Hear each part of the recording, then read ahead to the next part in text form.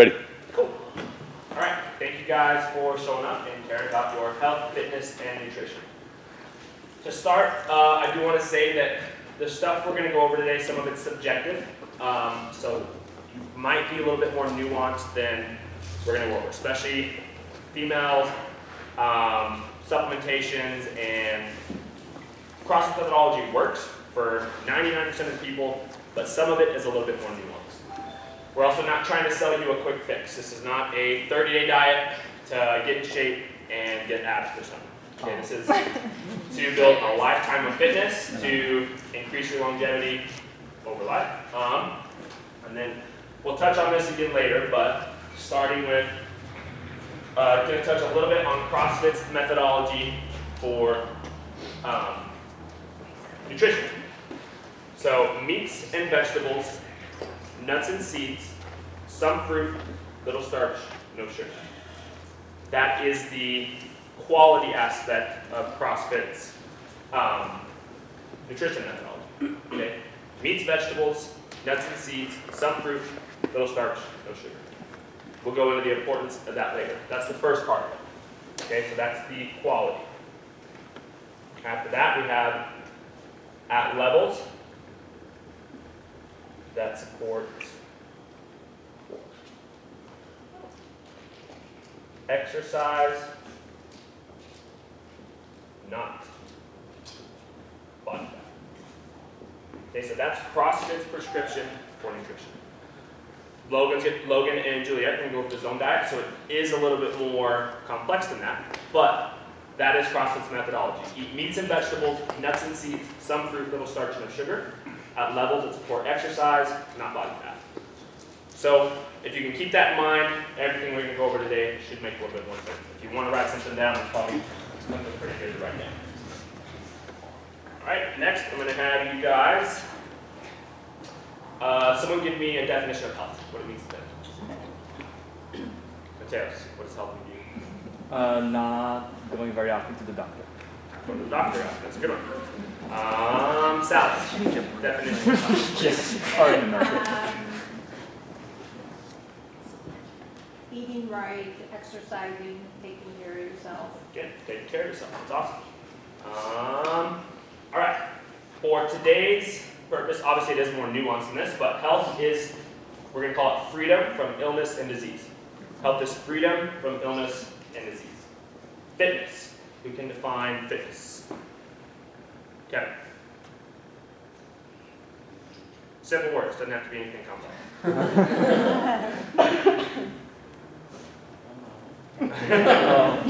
No pressure. Yes? 6 packs. I'm just kidding. Six packs. Being able to move Good. and this. Kai, fitness. I would say being able to do daily activities. Yeah, activities. Good. So for today's purpose, we're going to define fitness, and it's hard to define. CrossFit can't even settle on one. There's like 3 to 4 different definitions of fitness within the CrossFit methodology, but for today, we're going to call fitness a surplus of health. Okay, so health is freedom of illness and disease.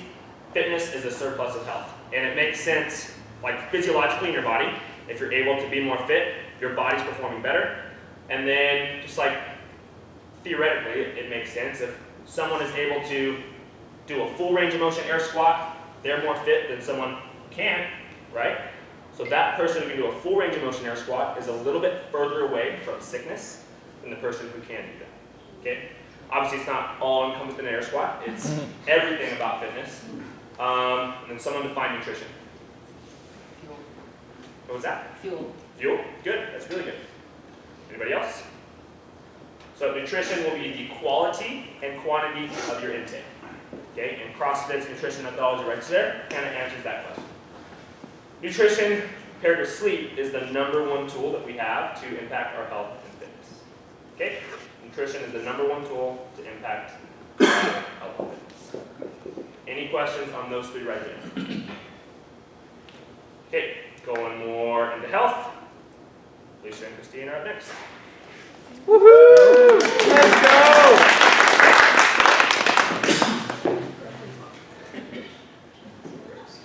You can click or scroll. All right. So I'm Felicia. I'm a resident physician here in town. What that means is after you graduate medical school, you become a doctor, then you go to something called residency, where you pick what you want to specialize in. And so I'm specializing in physical medicine and rehab. So I'm the type of doctor that after you have an insult in your life, whether it's a stroke, a brain injury, like the sports injury, so you hurt your shoulder or knee, I'm trying to get you back to doing what you love to do. And my name is Christine. I'm also a resident physician in town.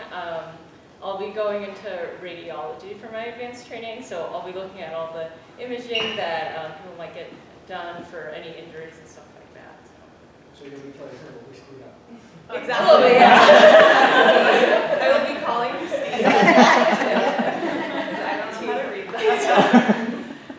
All right, so our role is to basically, maybe scare you guys into why nutrition and exercise is important. But really what we want to do is give you a perspective kind of from a healthcare provider of what metrics that we're looking at when you come into the office to kind of tell us whether you're sick, whether you're well, or whether you have, like Trent said, a surplus of that health and you're fit. And that's going to help us kind of guide our recommendations. And obviously we use more of medication and things like that, but then outside nutrition and exercise.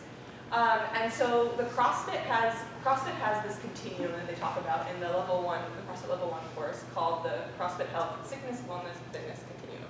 And basically, from the day you're born to the day you die, you can be going left or right all the time on this continuum. And the idea is the farther you are to the right on this continuum, the better you can recover from an insult. So let's say you get the flu, let's say you get COVID, let's say you're in CrossFit and you hurt your knee. You're going to be able to recover from that insult a lot better than if you're hanging out over on the sickness side. So what we're going to do is we picked 4 metrics. I'll talk about 2. Christine will talk about 2 that kind of fall on this continuum and how we look at them in the doctor's office. So the first one I want to talk about is blood pressure. So simply put, just talking about this. Simply put, blood pressure is a measure of the pressure of your blood. And what we do in the doctor's office is we put that cuff on your arm and measure, and we get a number. But really what we're doing is we're actually measuring the pressure in your heart. And why that's important is because your heart is going to pump blood out to your whole body, providing your body with nutrients and oxygen and things that are super, super important for you to function on a daily basis. And why it's important as well is it's not very specific. So if you come to my office and your blood pressure is high, I don't know exactly what you have, but it's very sensitive. So if your blood pressure is a little off, I know there might be something wrong, and that's when we kind of dive into other metrics to see what might be wrong. So does anyone know what like if I said you have a good blood pressure, you're in the wellness, what would a good blood pressure be? 120/80. Yeah, that's awesome. 120/80, that's what we love to see every day when you come to the office. What would a fit blood pressure be? Somebody who's very fit. Yeah, it can be a little low. It can also be 120/80. None of this is set in stone, but you may see somebody who's more fit have a lower heart rate, a lower blood pressure. What about a sick blood pressure that I'm worried about when I see? 140/90, yeah. What else? Can it be too low or too high? Yeah, exactly, it can be too low. I'm not going to focus on the too low, that's going into sepsis and things like that. I'm going to focus on the thing we call hypertension, high blood pressure, so something above 120/90. Okay, so why this is so important is heart disease is the #1 cause of death in the United States. So if you were to come to me and say, Felicia, I am very scared of dying, I want you to take away the #1 risk of having dying. I say I can easily do that with some nuances by having you not smoke, by having you dial in your nutrition, and by having you exercise. Those 3 things, done, we'll take that off. And so those 3 things really affect your blood pressure. And so I think a lot of us here at CrossFit pretty much have the exercise thing going well. But nutrition is something I think we oftentimes overlook, and we think we can compensate with not smoking and with exercising, but we really can't, because nutrition is so important, and it's that foundation that's ultimately going to cause heart disease. When I say heart disease, I mean like a heart attack. And then I tried to not be too sciencey, but I had to put some studies in here because to me, like, I geek out over this kind of stuff because I see this with my patients in the clinic, and it's amazing to see this happen. So there's good research that shows that for every 2 pounds of weight you lose, you can decrease that top number. So let's say your blood pressure is 140 over 90. You can decrease that 140 by 1 point. And it doesn't seem like a lot, but if you lose 10 pounds, you're already decreasing that a significant amount. And I recently just saw this with my dad, and it makes me so emotional because literally he followed the study like to a T. In like 8 weeks, he lost a bunch of weight. He's off both of his blood pressure medications. And I was tracking his blood pressure to see if he followed this, and he did. So it works. It really does, and it's amazing. So nutrition and exercise. Would it depend like how you lose the weight as well? Yes. Oh, sorry. That was what I was going to say too. Well, first of all, the word weight. The reason why I have an asterisk is I mean fat mass. I don't mean muscle mass. I don't mean bone density. There's a lot of Christine will go into that. There's a lot of different parts that we have that make up our weight. So I mean strict fat mass. And depends on how you lose the weight. Do you mean like nutrition or exercise? Yeah, I mean, the recommended is not to lose like very rapidly, right? Yeah.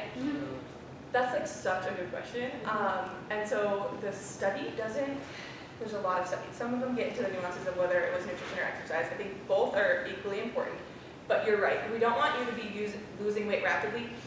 Honestly, based off of my interpretation of the literature, it's because when we tend to lose weight really fast, we bounce back quickly. So we go on these crash diets. We do keto, we fast, we do all these diets, and we have a lot of success. We lose 20 pounds, and then we bounce back because it's not sustainable to not eat every day or to not eat your bread every once in a while, things like that. So that's more why it's don't lose it fast type of thing. So it's a good, really good question. And yeah, feel free to ask questions as we go. Okay. So, Wait, I just have a question about, so you go to the doctor, you have your blood pressure taken, and it reads like 125 over 90. Okay, that I guess would be a little on the high side, right? Okay, so, but the next time you go, it's low. So how do you determine you have high blood pressure?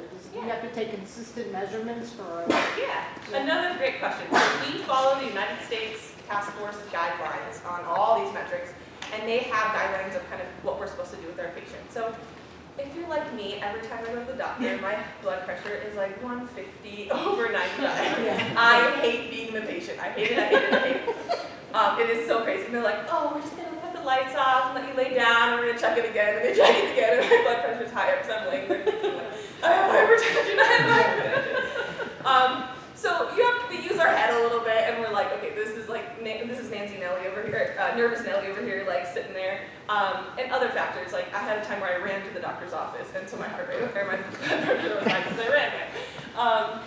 Also, it has to be consistently elevated. So your doctor will have their own thing, but usually it's 2 times that it's elevated without other factors. You're not super stressed out, you didn't run there, you're not nervous, that kind of thing. Oftentimes what I would do, I wouldn't trust just the 2 times. I give my patients a log and I say, here, you're gonna get a blood pressure measuring device at home, and I want you in your own space, in your own zen, to take your blood pressure every day or every other day, then we'll look at your log. And if it's only high in the doctor's office, I'm not gonna start you on medication, I'm not gonna intervene. Do all the different, don't they have like a cuff and then isn't there a, put your feet, is one better than the other? Yeah, because, so what I had said that we're actually measuring the pressure from your heart. And so your arm, your bicep here is closer to your heart than your finger is. So the finger one's gonna be a little bit off, then just because it takes a little bit longer for that blood to travel down, so the pressure differential from your finger to your heart is gonna be a little bit different. If the finger one's the cheapest, I usually say that's fine. We're gonna look at more of trends and things like that. So I try to work with my patients because they're not, it's expensive. We also do, hey, you can come in the doctor's office if you don't have an appointment and just come in and check your blood pressure type of thing. So there's a lot of options. Or you can do it at the grocery store or things like that. Have they ever done research on what is the best time to do your BP? Yes, because your blood pressure is going to, so it's going to be a little elevated if you just worked out. It's going to be probably a little bit lower if you just woke up. So there's different times, and that's why we usually do an AM and a PM read, or you can do like an AM lunchtime, PM read. It's just being consistent. Also, if you're sitting down and you stand up, your blood pressure is going to drop a little bit. So it's just more being consistent. And when you take your blood pressure, is it better to do it sitting down or is it better to do it standing? Oh, great question, because people do this wrong all the time. So you sit down, and then usually you're by like a table, and then you just want your arm like this. You don't want your legs crossed. You want everything relaxed, legs like this, sitting down and arm like this. That's a great question, because people will tell me they're taking their blood pressure, and they're like crossing their legs and arms, and then it's elevated. So, How come it took years, like whenever you're crossing, like is it just because it's not flowing? yeah, it's just because your blood is, or your heart is a big kind of machine that's really just pumping out through all your different blood vessels throughout your limbs. And so if you put kind of like a hose, if you put a kink in the hose, it's going to change the pressure in different areas. Okay, so we'll move on to another measurement that we use very commonly. So that's a lipid panel, which I don't know if any of you have gotten one before, but it measures the amount of certain like fat levels and fat molecules in our bloodstream. And so a number of them that are important that you've probably heard about is like cholesterol is one of the main things that we measure. And so it's broken down into a couple of different categories. The things to pay attention for are these, like we call them low density lipoprotein and high density lipoprotein. So it's essentially two different types of cholesterol molecules. And I don't know if you've seen like commercials and stuff about like, oh, good cholesterol versus bad cholesterol. So the high density one, even though there's an H, it's the one that is the good cholesterol. So actually you want that to be high. And then low density lipoprotein, you actually want that to be low. So that's the bad cholesterol that we measure. And there's like a ton of numbers here, but like when you get a lipid panel done at your physician, they'll be able to see like, oh, which numbers are a little on the high side versus the low side. And then why that's important is, sort of as Felicia was explaining, all our blood vessels is like the central plumbing of our entire body. And so what happens when we have too much of the bad cholesterol, not enough of the good cholesterol, is that all that fat and cholesterol kind of fills the edge of this tubing. And what happens is it slowly clogs up our tubes over time. And why that's bad is when you get all the way to like the sickness side of the spectrum, it can cause like clots to form, it can cause our organs to start shutting down because they're not getting enough oxygen and nutrients at the time. So like heart attacks, strokes, all of that can happen over time as the levels of cholesterol in our body are too high, causing those clots. Question? Yes. The LDL versus HDL, and stop me if you're going to do this, I'm sorry. I know I've just read conflicting things about, it doesn't matter if your LDL is high if your HDL is super high. Or if one, then the other argument is no, LDL is the only metric, not the only metric, but high LDL by itself can still cause heart disease. Can you go into that a little bit? Yeah, so I think the literature is a little conflicted on cholesterol. So it's really hard for us to just like take a number and be like, oh, that one's okay as long as the other ones, because they work in balance with each other. So like to really simplify things, like LDL is what essentially deposits in here. So the more LDL flowing in your bloodstream, the more of this buildup that occurs. The HDL is more what kind of gathers the free-flowing like fat molecules and brings it back to our like liver is the main organ to help get that recycled. Because we do need an amount of cholesterol in our body to form like all the hormones that keep everything in our body, the body running. So it's like a balance of those. Like, yeah, if your HDL is really high, that's good because you're clearing out a lot of these like molecules that then deposit in the tubes. Does it, like just because your HDL is high, but if your LDL is still super, super high, it's still floating around and still causing those deposits. Okay. So it's a little bit more of a balance, and then like each person is a little bit different too. So it's a general guideline where we want our HDL to be high so that it can sort of clear out some of these molecules, and then our LDL to be low so that it it doesn't deposit as much in the first place. Okay, awesome. Does Thank that kind of you. explain Yes, it? it did. Good, yeah. Is it And- true also that the numbers alone don't indicate, like, I know people who've had high cholesterol their whole life, probably genetically, but they have no, like, inflammation in their body, they don't have any other issues that contribute or enhance the bad cholesterol. So is that true that just because you have high cholesterol doesn't necessarily mean you're gonna die of a heart attack or you're, you know, so you just, all those things come into play.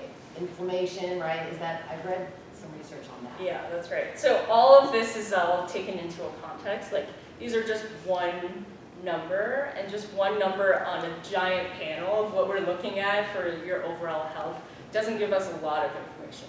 But if we see like consistently higher and higher levels of like the bad cholesterol, and then also like Felicia was saying, and your blood pressure is elevated, then we kind of take like all of those measures into context and start thinking like, oh, maybe there's like beginning to show some deposits. Because we can't like really take a microscope and see exactly how much is depositing around. We can only take like what we can from your blood, and like that's not always the most accurate reflection, but over time it'll kind of give us an average. And as you age, it does tend to go up. It does tend to go up, yes, Yes, that. yeah. And also, Yeah. also, so we're the new, I love following this because I just like when research is like conflicting. It makes me excited. So you guys may hear with all this like the keto stuff. And that community and the research coming from that community is proving, hey, if your lipids are high, some of these people aren't getting, so, okay, I have to give another word, but atherosclerosis, I don't know if you guys have heard of that. So that's what she's describing right here. That's the buildup. The first step of that is actually insult. So you need to have an insult in the vessel wall for that plaque to get in. And you use the word inflammation, and that's a good term to use. So if you're not a smoker, if you don't have these risk factors that give you that insult, technically, newer research is starting to prove you can have higher cholesterol, be on a keto diet, and never get that disease.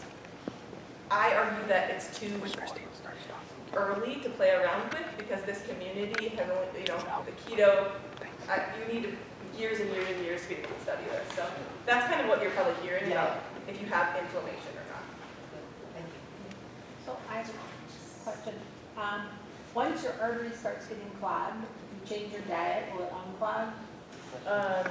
Yes, so kind of sort of the next slide is like through like watching your exercise and your nutrition, you can lower the amount of like plaque there is, as well as how much it influences.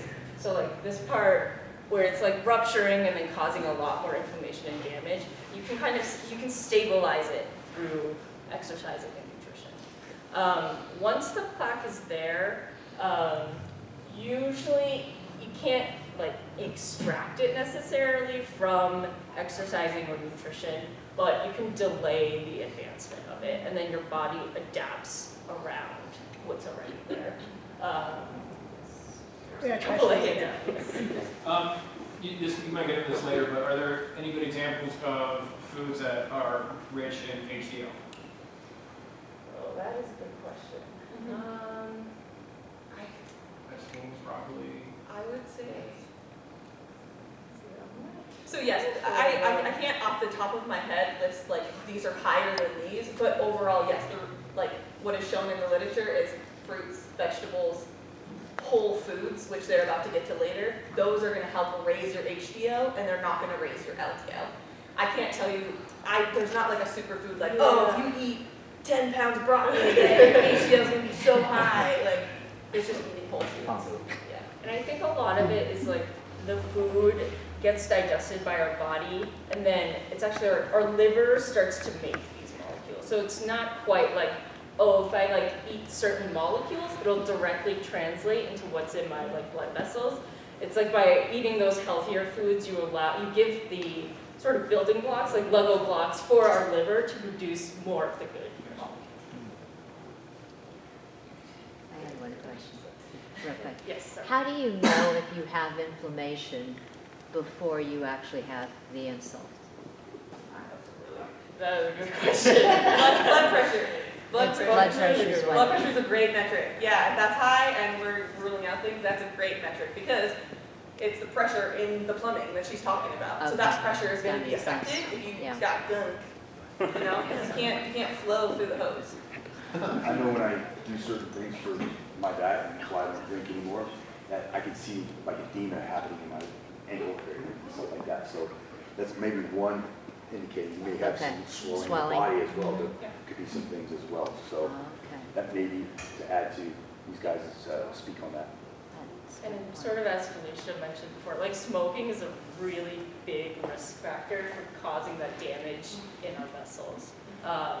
So the smoking kind of breaks down the lining here, and then it allows sort of the fat molecules to infiltrate into the animal. So like those kind of risk factors can help guide us to see like how much like inflammation you have, but it's hard to like really take a look inside, but like blood pressure, smoking. That makes sense. Thank you. I was gonna ask, like, I don't know if you can touch a little bit how the genetic can play a role. The reason I'm asking is because I know there's like research that can claim that, especially like with obesity, but at the same time, well, maybe I'm a little bit biased with those type of research because I'm like, you may blame it on genetics, but if you're following the same things that your family is doing, then, you know, it's like, you know. Dude, that is amazing. Perfect question. Excellent. But I don't know, but I mean, I'm not in the medical field, so I just kind of wanted to hear a little bit about that. Yeah, it's always like, I feel like for like my personal take on it, it's always a combination of both. Like your genetics can predispose this, like, I guess set you up to have a certain level, but by modifying your environment, you can kind of almost like either balance out your genetics or kind of eliminate them. So like my mom has like really high cholesterol, which she's like a healthy body weight, her blood pressure's fine. So like when we take that into context, like yeah, you can have those high levels that she might be predisposed to, but she's like generally healthy and like active, and so she has none of the other markers. And so by like eating healthy, and she just like walks a lot, she kind of eliminates a little bit of that risk of like developing that sickness. So it's an interplay of like both pieces. So, next question, are there any foods that might be considered healthy but are high in, or LDL, I guess? Like maybe eggs? Yeah, so I guess there's also like a little bit of conflict with that, especially with the keto community, like eating a lot of like fats and protein. So I think some of the literature has been showing that the amount of like cholesterol and fats that we're eating, while it may cause like higher levels of this shown in our like blood tests, it doesn't necessarily always like translate to like this damage that we're seeing. So yeah, I think generally like certain meats and like eggs, shrimp might have a higher level of like cholesterol that you're taking in, but that doesn't always necessarily mean that you'll have a high level of cholesterol in your body, in like the bloodstream.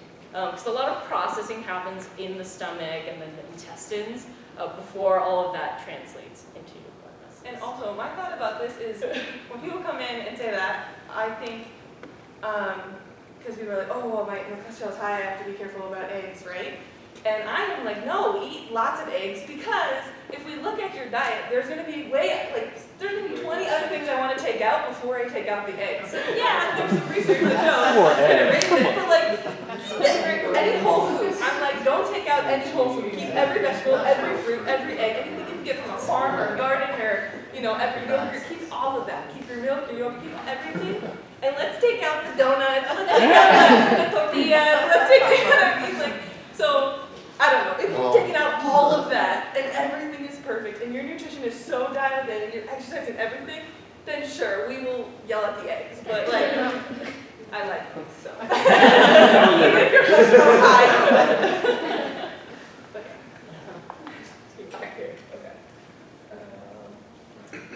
Yeah, so just to like sort of summarize, HDL is your good cholesterol, LDL is the quote-unquote bad cholesterol. And through nutrition and exercise, you can lower the LDL and increase the HDL so that everything is sort of at a better level. And then some of the studies that we've been finding are that certain types of exercise can help specifically with some of these measures. So resistance training, which we do a lot of, and then aerobic training where we do running and cycling and rowing, all of that, both of those can help out. And so CrossFit is a good mix. Okay, I'm gonna summarize like a topic that could take years in like a minute, especially running time here. So I'm gonna talk about blood sugar, another metric that we can check in the doctor's office. We can check this by pricking your finger. We can check this with general just labs that they do off of your arm. Sugar, glucose, same thing. Blood sugar, blood glucose, same thing. Glucose, unless you're, some people are gonna be like, what about ketones? Okay, well, we're not gonna think about ketones right now. Glucose is the main source of energy that our body is running off of. So we make it in our body and then we also eat it. We get glucose from fruits, vegetables, all the whole foods that they're gonna talk to you about later. And unfortunately, we're starting to get it, well, we are still getting it from donuts and candy and things like that. Yeah. So the reason why I wanted to talk about blood sugar is because there's two diseases that are super important. And again, I'm going to simplify them too much. So please later ask me questions about this too. But hyperinsulinemia and type 2 diabetes I want to chat about. And to be able to chat about that, we got to get sciencey for a second. We're going to talk about insulin. So here is a cell in your body. And insulin is a hormone released from your pancreas. And think of insulin like a key. And insulin is going to be released from the pancreas, and it's the key that allows glucose, so sugar, in a cell. So you're running your half marathon, and you're taking in that goo packet to get some glucose. You're taking that goo packet, your pancreas is going to say, here's some keys, and start releasing the insulin. Insulin's going to travel to your cells, it's going to unlock the cells, and allow that goo, that good energy into your cells so you can use it as you're running. You don't want it all to be used up right away, so your cells are also going to store a little bit and wait till mile 10 to release some more. But that's kind of how it works, is this kind of unlocking mechanism. Unfortunately, we live in a world with like first of all, if I were to ask right now, I'm going to give $100 to somebody who can bring me food. Like, even though we're in a gym, I'm sure we can find food somewhere. Food is so accessible nowadays. We have it all the time. Not only that, but it's hyper palatable. It tastes good. We can keep eating it nonstop. So, I don't know about you guys, but I go to Andalays and I eat the buckets of their chips. Kevin gets one for himself. I get one for myself. I just start eating. Tastes super good. And my body, my pancreas is like, okay, here's some keys. Unlocked. And then I keep going, like, here's some more keys. And then they're like, Jesus, Felicia. And eventually, my pancreas is going to keep letting out the keys, but the cells are going to be like, no more. These do not work on me anymore. I don't need any more sugar. The cell is full of glucose, full of sugar. So we get this thing called hyperinsulinemia. Hyper, too much. Insulin, the key. Anemia in your body. So we have a lot of glucose sugar floating around in our blood, and now we have a lot of keys, insulin, floating around in our blood. Why this is so scary is it's usually asymptomatic. So they did a study of it was like college age, in their 20s, kiddos, normal weight, healthy, and it was like over half of them had hyperinsulinemia. So by the look of them in society, oh, you look healthy, you come to CrossFit, you work out. But your body is already not responding to glucose, and what does that mean for your future? And that's why nutrition is so important. Because the next stage you get to is we start checking your glucose in the doctor's office, and we get to this point where your levels hit a point where we say now you have type 2 diabetes, which means you are key resistant, you're insulin resistant, your body is not responding to insulin. And unfortunately, the sequelae of that is multi-organ failure. So diabetes affects every organ in your body, even your eyes, right? So those of us who have diabetes or know somebody who has diabetes, they have to go get their eyes checked once a year. They have to get urine checks to make sure their kidneys are working, right? So it's a pretty serious thing that can affect many different organs. But luckily, through nutrition, it is preventable. It is actually reversible. And that's why kind of what we're talking about today is important. Is hyperinsulinemia and insulin resistance, are those the same thing? Yeah, so insulin resistance is that, so you're resistant to the keys. Technically, type 2 diabetes is insulin resistant. Hyperinsulinemia is insulin resistant. It's just we get to a certain level of the sugar in your blood when we're pricking your blood that we finally call it type 2 diabetes versus hyperinsulinemia, but both of them are insulin resistant. Versus type 1 diabetes, which I won't get into, but that's your pancreas is not releasing keys. How do you know if you're, like what metric is telling you, hey, you're insulin resistant or you have hyperinsulinemia?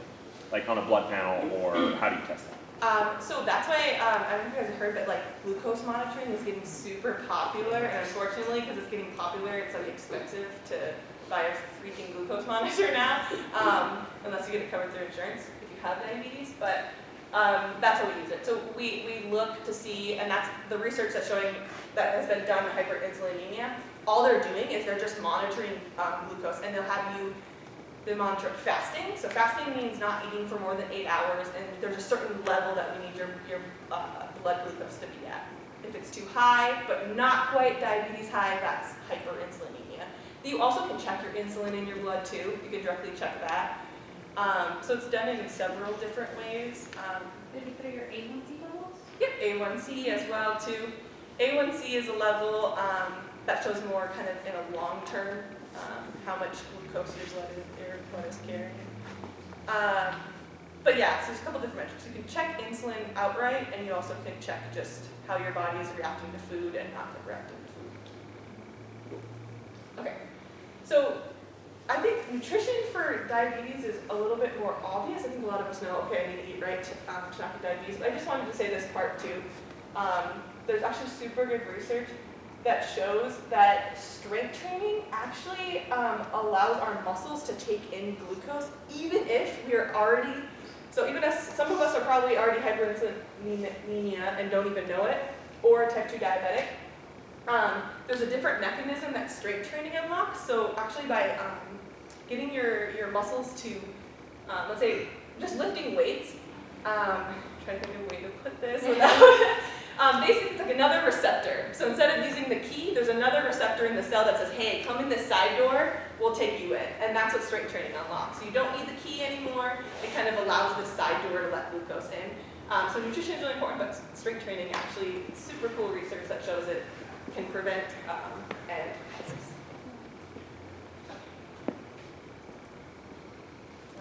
Alright. And then another metric that we use, I'm sure if you've been to a doctor's office, they'll weigh you and maybe tell you your BMI. So it's like a very commonly used metric in medicine, but it has a lot of different flaws. So what BMI is essentially they take your weight and they take your height, and then there's a little math equation, and then they pop out a number that's supposed to tell you essentially on this scale sort of where you might lie in terms of how much like fat your body has. It's highly inaccurate. As you can see, this very muscled person with a BMI of 30 would technically be in our like obese category. So that's the issue with BMI. It doesn't take into account like muscle mass and bone density or any of those metrics. And so a lot of like athletes and like bodybuilders, they end up on that side. And then on this side, which is like the more underweight category, a lot of like people with very low muscle masses who might be prone to like falls and injuries that way, they're considered almost like healthy by this standard. So that's a lot of different ways, like we use BMI, but it doesn't give us enough information. So the medical field is very slow to change in a lot of ways, and so we're trying to develop some new measures, but some of them can be kind of like expensive. So there are certain like scans you can get of your entire body, which is very commonly done in women who are like postmenopause, just because we need to check like bone density, but that'll also give us an estimation of like lean body mass. But those can be expensive to do, and so we don't normally do them on patients, and that's why weight is used most commonly, because it's so easy to measure, but it doesn't give us all the information. I know, thank you for bringing that up. I love it. It's so important. Yeah, it's very important. So another sort of example of this is like something that we should be paying a lot more attention to is body composition.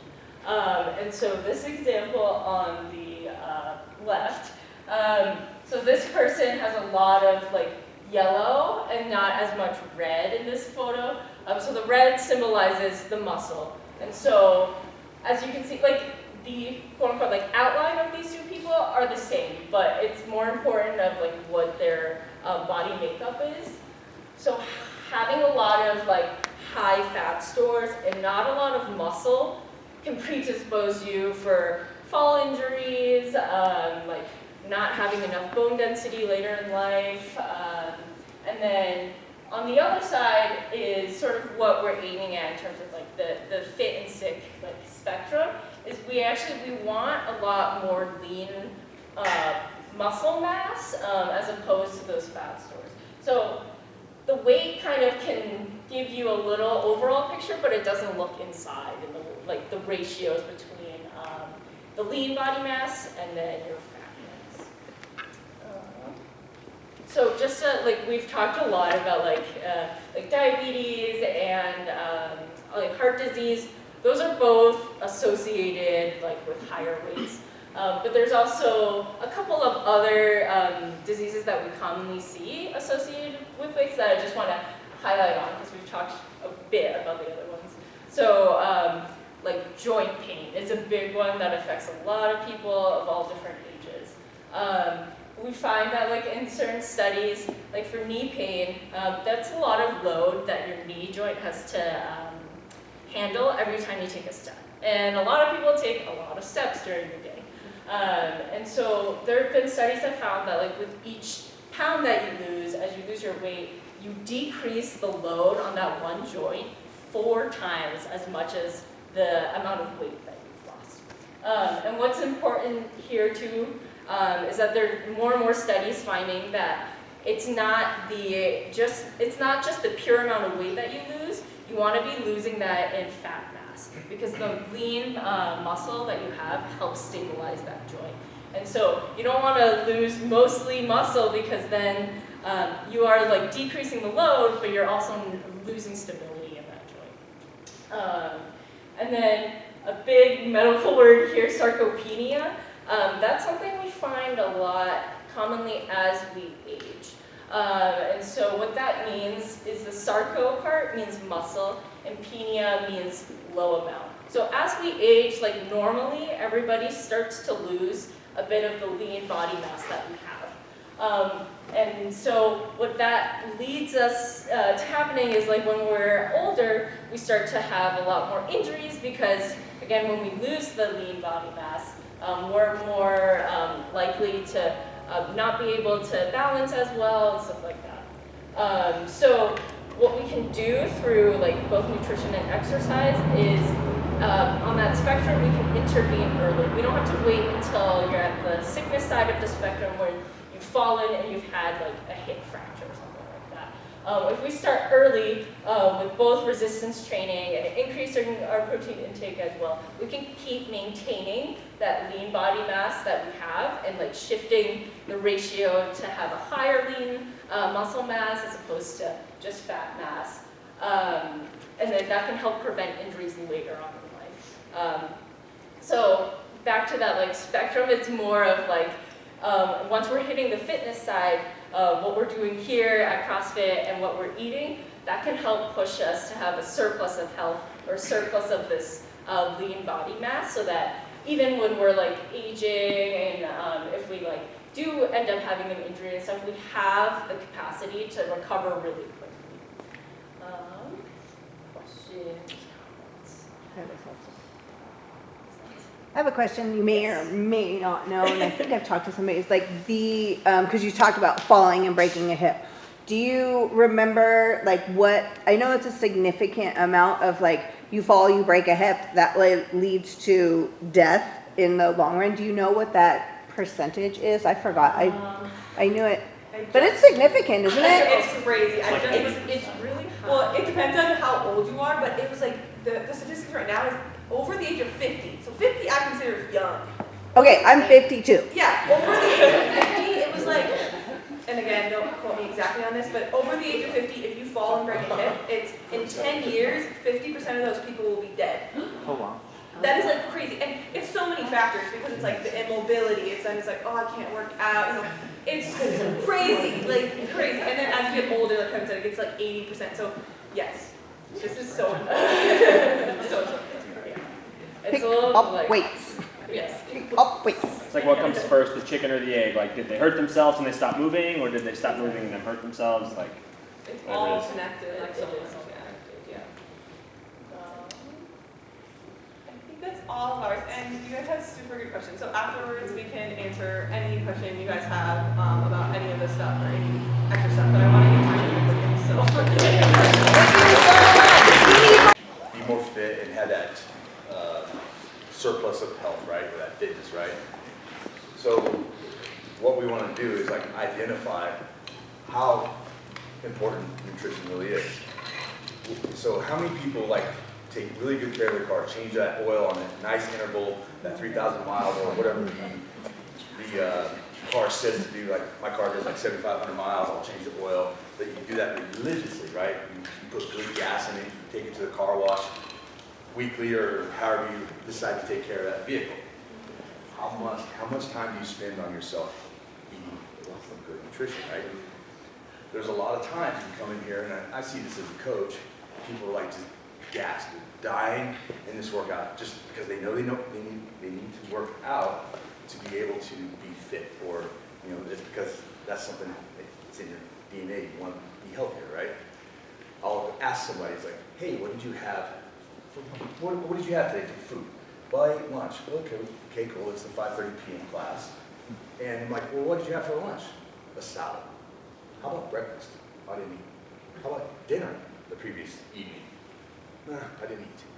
So right there, that tells me how people view nutrition differently as taking care of your automobile, right? We ourselves tend to take care of other things, other people, than we do to ourselves, because we want to make sure we take care of our family, our things, and everything else. If we look at ourselves, we're already coming to CrossFit, are we taking care of ourselves to be able to take care of other people, things, and whatever's important to you in life, right? So I'm just going to try to touch base on this today. If you guys have questions, feel free to ask those things. I want to really give the time to the nutrition piece where you guys are going to get more out of that. But again, I just want to touch on this today to give it what you need to think about when we're doing CrossFit. So as nutrition plays a critical role in your fitness, like fueling yourself, like I don't remember where the study on that is, but like you're eating for tomorrow, basically. So if you didn't eat like last night and you came in to work out this morning and you didn't eat at the 8:30 class, you may have felt it. You may have had coffee. You may have put like some, as Julie would do sometimes, like, because that's just like, what is the collagen in your coffee, and then have a smoothie afterwards. But you may have, your schedule may have dictated like, I need to get to CrossFit and I didn't eat nothing, and I didn't eat really well last night, and you're like dying in this workout. Has anybody ever felt like throwing up, or really like, just like, man, even the warm up was like, right? Every time. So those are a lot of factors, like Christina and Felicia were talking about. There's a lot of factors that go into health, but things we may or may not think about. So really dialing in that nutrition helps with not only just fitness, but like your activities outside of this gym, the other 23 hours of the day, right? So get a little headed. Like you do a quick Google search, and you want to say, if your goal is to lose weight, your that return, or that may say your diet is 80% of the equation and 20% is the exercise.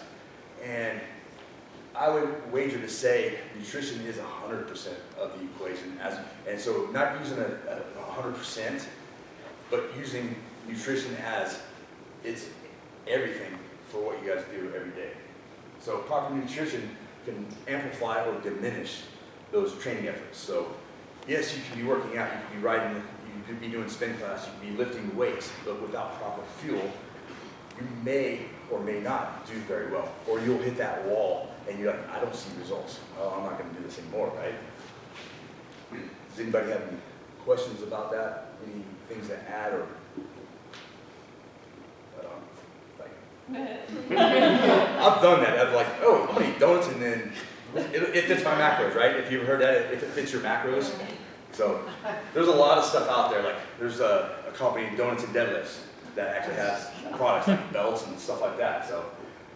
So this, the nutrition part is going to give you the energy to do everything in life. Fuel your workouts to, being able to take care of your family and go to work for every day. Obviously, skipping on nutrition, like was talked about earlier, like depending on like your biomarkers, we're either going to reduce our muscle mass, lower the bone density, and cause fatigue. So those are those things and factors that we need to think about when we're like setting up ourselves to eat healthy and eat well for our lives. And then you also increase that risk of injury, illness, and recovery time. And then you get into those hormonal problems that some people have, that build up. Some people are less vulnerable to it than others. And some people can get away with eating once a day. And you've seen older generations of people be able to they smoke and drink into their 90s, right? And they're like the one-offs. And so without that in place, we stall our fitness efforts and our ability to progress. Like the quicksand here. So in CrossFit, this pyramid here, if you see it, nutrition is the base of everything that supports the structures above it. So that eating well for fitness and health allows us to do better at metabolic conditioning. So if you've heard us use the term Metcon, that's metabolic conditioning, and that is cardiovascular stamina. And it builds into those 3 energy system pathways we'll talk about later with Happy. And working out, you may have felt like those short workouts where we do 5 to 7 minutes, like your heart rate's spiking, probably hitting more than 180. We got those medium effort workouts where it's you can kind of pace yourself a little bit better. And then like you worked out yesterday, that was an 18-minute AMRAP. We got a longer duration workout. So sometimes you end up in like survival mode, like as David would call it. And I'm just trying to survive this workout. I don't know. But we want to make sure we fuel ourselves so we know when we hit those specific workouts, we're actually doing well and progressing in our training. And then moving up is that gymnastic piece where it's body weight, it's spatial awareness to, like pull-ups, box jumps, ring muscle-ups, or anything, mostly body weight stuff like that. And then weightlifting and throwing, we want to be able to produce that power so we can actually get a nice clean and jerk PR or a snatch PR, or even if we're working on that deadlift, right? Sport, that's the final thing. Like we got kids in sports, right? How well do we fuel them as nutrition? Are they eating just cereal in the morning for breakfast? Those are those kinds of things that may or may not be in the back of our minds as we go about our day, right? So having that in there and using nutrition as a base, that's where I say it's 100% of our effort that does everything else for us. So CrossFit's prescription, I think Trent touched on it earlier, is constantly varied high-intensity functional movements. And you guys have probably heard this quote, a jack of all trades is a master of none, but the rest of that quote is, but oftentimes better than a master of one. If we fuel ourselves well and we have this general physical preparedness, that's going to help us in our life of anything we want to do. I've done CrossFit for probably about 16 years, and so there's earlier time when I was doing it, my biomarkers were like really solid, right? And I've been able to do anything I want. Like if I want to go if I ran with train on a half marathon, I probably wouldn't have felt good afterwards, but I would have been able to do it had I been training without the shoulder surgery. So there's things that we do that gives us a nice level base of fitness that allows us to do anything we want to do, within reason, obviously, of course, right? And then the next part of that is eat meat and vegetables. That's that stuff that we were talking about earlier, like everything on the outside of the grocery store aisles, not within them, like it has an expiration date, basically. There's no ingredient list. You can go to the farmer's market and get it. You can get the meat at the store, the eggs, and whatever. Those are those whole foods that we would love to have in our diets that the body probably craves. And then as this goes down, like nuts and seeds, it's a little less of that each tier of that. So nuts and seeds is like some fats, a little bit of protein, but they're labeled more as a fat, as you will probably say later, Logan.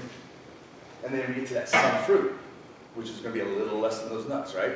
Some fruit is nice because you can actually, if you're thirsty, eat an orange, apple, but it's also got the fiber in it, and it's the natural sugars that we all really probably need, more so than, I'll get to that in a minute, but the little starch, that's that to support your exercise and lifestyle, but not to support the fat. And then no sugar. That's the biggest one of all. We all have that sugar thing, like, man, I really want that cookie. And I had one too this morning, and a few last night. We had cookies. We had family, right? Chocolate chip is my downfall. So, you want to mess me up? Drink chocolate chip cookies, right? And we're all not perfect, right? So it's all that work in progress, like we are here in CrossFit. We just work together, work on ourselves, and try to improve ourselves over that time frame. So again, that nutrition piece is a huge aspect of how we are mentally, physically, and how we do things in life. And I got a little, and then last thing on this is get plenty of sleep. So all of those things there support getting enough sleep so you can come in and be your best self.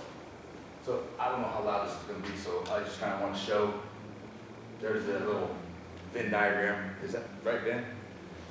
Of where sleep, exercise, and nutrition converge into health. So I saw this earlier today, and I wanted to play it for play. Can you play? Maybe not. Oh, there we go. So this guy's talking about. So you see this 16.9 ounce bottle of Coca-Cola. It has 55 grams of sugar. That's almost 14 teaspoons. Let me just show you how much sugar this really is.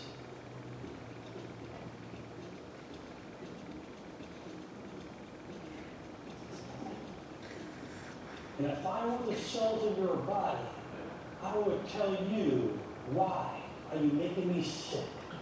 But like, you can't see that in a Coke or any beverage of like that, carbonated sodas and stuff like that. So you see me probably all the time running around with a soda drink because I'm saving, like, I used to drink a bottle of LaCroix, so I don't drink, I may drink one of those once a month or 2 times a month, if that. But just an example of how much sugar is really in your beverages if you drink Cokes and stuff, right? So I just wanted to use that as a nice graphic to demonstrate like how much sugar that, you see that, you don't see that within a beverage. So improvements, where we make those improvements in our health markers, right? What Felicia was talking about, like improved biomarkers. We're going to see from CrossFit and a good nutrition plan is increased muscle mass, bone density, and that HDL cholesterol. So lifting heavy weights is going to help that bone mass or bone density.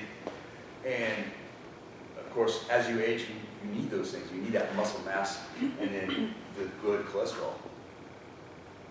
We're going to see reduced body fat if everything is working well for you. If you don't have any genetic issues of like thyroid issues and stuff like that, those are other things that we have to look at outside of here. But most of the time, if you stick to that plan, you're going to see a lot of that, the reduced body fat, increased muscle mass, and then you're going to see that lower resting heart rate, the beats per minute, your blood pressure, your LDL, and then those triglycerides and the A1C markers as well. So those are huge because of the high intensity training we do here, and it allows us to help these markers out without even thinking about it if we dial in our nutrition for that day or for our lives, right? So what does this mean? So the outcome of what does this mean is like, you'll hear this if you listen, if you're really into CrossFit. We want to increase your work capacity across broad time and mobile domain. Broad time means short, medium, and long in the workout. So we varied in that area. So long, short, medium, and long workouts. And they're all varied to kind of like give us the long aerobic capacity, and then we hit that HIIT style training, and there's some stuff there in between. Modal domains means being as many different movements as possible. So there's a lot of things we do in CrossFit, say a clean and jerk or a deadlift. I'll just use deadlift for instance. You got your bag of dog food on the ground. We pick that up, and now how do I get it up to? I got to put it on my shelf because I need it out of the way. So you got to get it up here. So a lot of things are functional movements performed at high intensity to do that. So incorporating that nutrition plan into your life allows you to be better in the gym, and then in turn it actually allows you to be a better person outside of the gym and take care of your loved ones and your co-workers and whatnot, and then be able to live a long and fulfilled life and be able to kick ass into your 90s. And this is a good quote. I love that quote because it's like from Ben Bergeron and CrossFit New England. And then you want to be able to do all the activities you love until the day you die.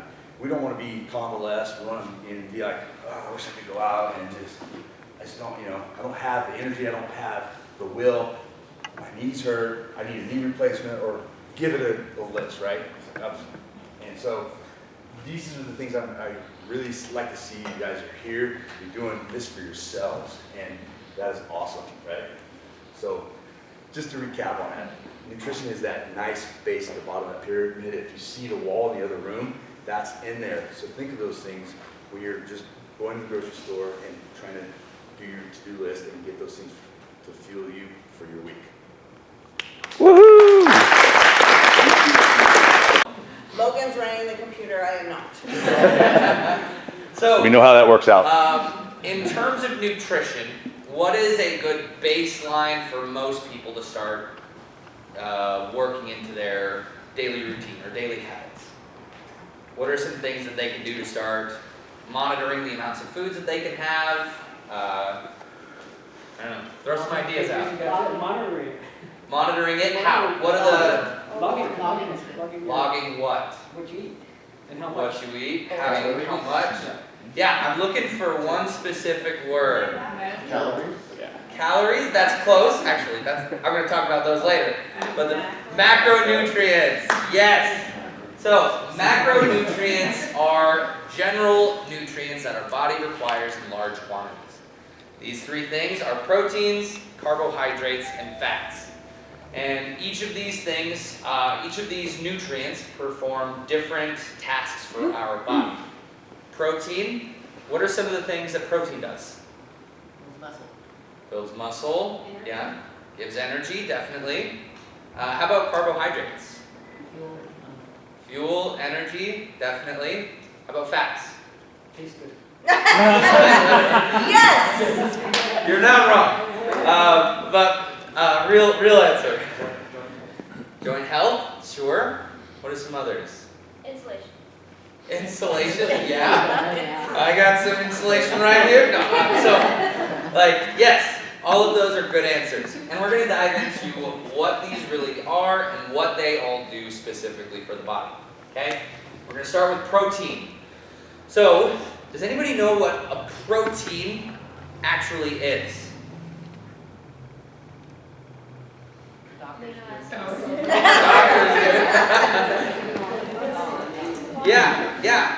Proteins are a long chain molecule of what are called amino acids. Amino acids are a wonderful thing, and each different kind of molecule of these amino acids will have different functions throughout the body. These functions can range from building muscle, maintaining muscle, preventing muscle loss, to repairing skin after we get a cut, to, actually, let me pull this up. I have a whole list of notes on this. Protein, for these amino acids, can Oh boy, okay. I've got it pulled up, I swear. Okay, so these are found pretty much everywhere in the body. Our skin, our hair, our nails, our muscles, our bones, pretty much everywhere. And so it is paramount that we have enough to fuel pretty much every part of our body. This is the macronutrient that does the most work in our body, just because it's found in all of our cells and is most of the structure for our cells. And we're made of cells, so the more structure and stability our cells have, the better we're going to feel, right? So that kind of covers why it's important, but without looking at the picture, where are some places we can find protein? Let's start throwing some stuff out. Meats. Where's the meat? Fish, eggs, Beans. cheese and dairies, legumes, beans, right? There's lots of great places we can find protein. But before we get into that, we're going to talk about the amino acids, what the proteins are actually made of. There are 20 different types of amino acids that are separated into two categories. First are the essential amino acids, and the second are non-essential. The way that kind of differentiates is non-essential, our body can make it on its own, and it's not essential for us to have it in our diet, okay? Because we can just make it and produce it on our own. These essential amino acids, those have to be acquired into the diet because we can't make them on our own. Make sense? So, the essential amino acids generally have the function of what everybody expects when they think about protein, of building muscles, maintaining muscle mass, and increasing brain function, actually. And on the other hand, the non-essential amino acids, those are kind of like the general repairman of the body. These non-essential amino acids can, oh goodness. So, I had a whole list, but I cannot find it. But, like, alanine, I believe, is one of those amino acids, and it specifically works on repairing your skin after you cut it, right? On the other hand, arginine? I'm forgetting the names. But they all have a whole myriad of functions, okay? And basically, the non-essential amino acids will do whatever your body needs when it needs it. However, the one caveat with these amino acids, our body cannot store them, okay? So, as a result, we either have to make them and use them right away, or modify them and use them in other places, okay? So, in terms of modifying, if we have too many amino acids in our body, if we have a super dense, heavy protein meal, some of those amino acids can be modified and turned into the fatty acids or glucose and stored as fat on the body.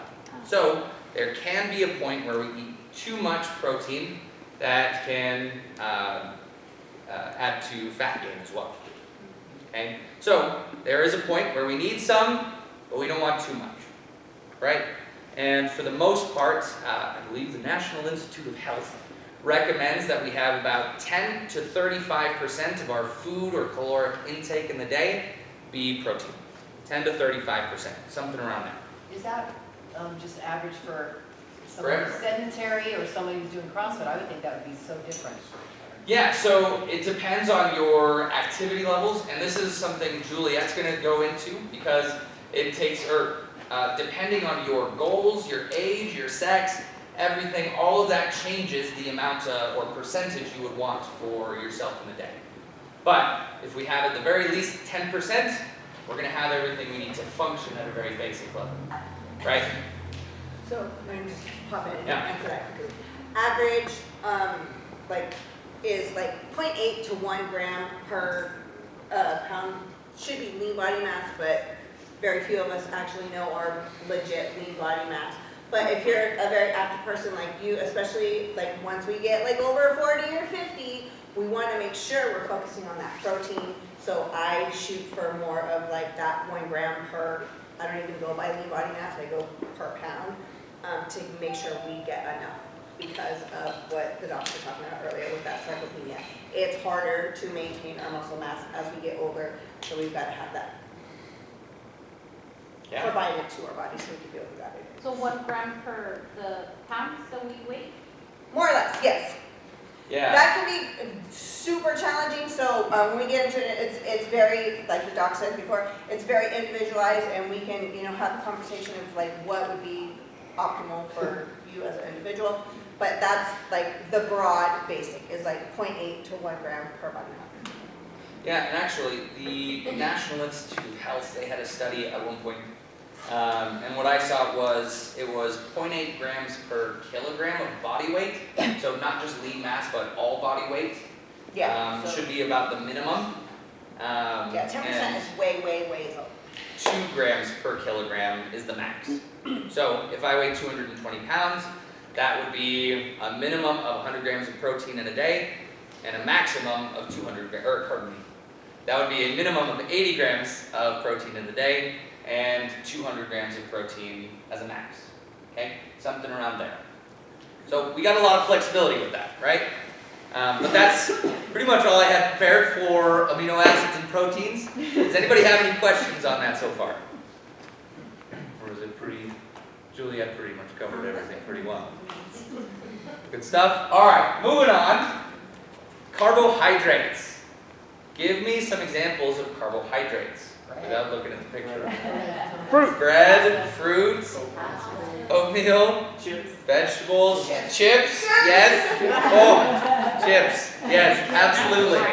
And with that, we get some good examples of healthy carbohydrates and unhealthy carbohydrates.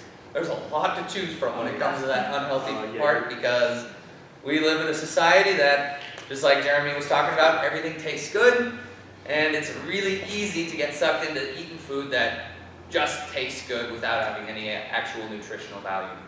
So, a carbohydrate is one of those macronutrients that is essential for the body. And just like Felicia and Christine were talking about earlier, these are the preferred source of energy for the body. The reason being, when your body breaks these down, they turn into glucose, blood sugar, right? And that gives your body a nice, easy sense of energy, where with the other carbohydrates, it might take a little bit longer for your body to digest them, okay? So, what do these energies actually do? I have a whole list, and I'll find it. So, where there are our body's preferred source of energy, when we have that good source, we are going to have an improved amount of sleep improved sleep when we eat the right kinds of carbs. We are going to have an uplifted mood.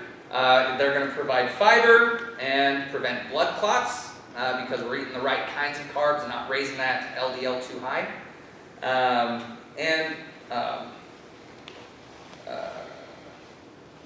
Yep, that's it for the list. Okay, so lots of good stuff, right?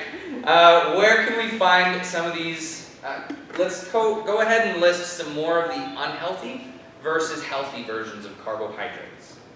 Donuts. Beer? Unhealthy. Yeah. Beer and alcohol is just like a straight shot of carbohydrates that goes right to the bloodstream. Yeah. Actually, some people often refer to it as the fourth macronutrient. But anyways, some more unhealthy kinds. Potato chips. Potato chips. Candy's an excellent example. French fries. Oh, French fries. How about some healthy Right in the line, kinds? David, right in the line. Sweet potatoes. Sweet potatoes. Bananas. Absolutely. What was that? Bananas. Bananas. Broccoli. Broccoli. Yeah, lots of fruits and vegetables. Right? In that list, meats and vegetables. Vegetables, like one of the best places we can get carbohydrates. Fruits, we can get more carbohydrates and good natural sugars for the body. But the more we stick to the outsides of the stores for that produce and whole foods, the better we're going to feel. Okay? The next part we're going to talk about are the 3 different types of carbohydrates. The first are sugars, second are starches, and the third is fibers. Sugars are what are called a simple carbohydrate. This is a small and very simple molecule that is very easy for your body to digest and and get into, or turn into glucose that will then enter the bloodstream. So, when we eat a lot of sugar, what happens to our blood glucose levels? It spikes, right? And what is that called? What happens when we get a sugar high or a sugar rush? Absolutely. So, with that sugar rush, what happens when we get back down to normal levels of blood sugar? You get that sugar crash, or like that carb coma is one of those things we can talk about, right?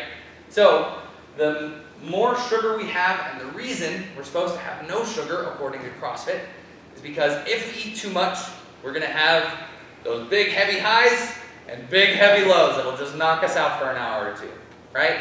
So, the more we avoid heavily processed sugars outside of like fruits, the better we're going to feel because we're going to have even-keeled energy amounts throughout the day. Okay? This next one are starches. Starches, let's hear some examples of starches. Potatoes, rice, sweet potato, yuca.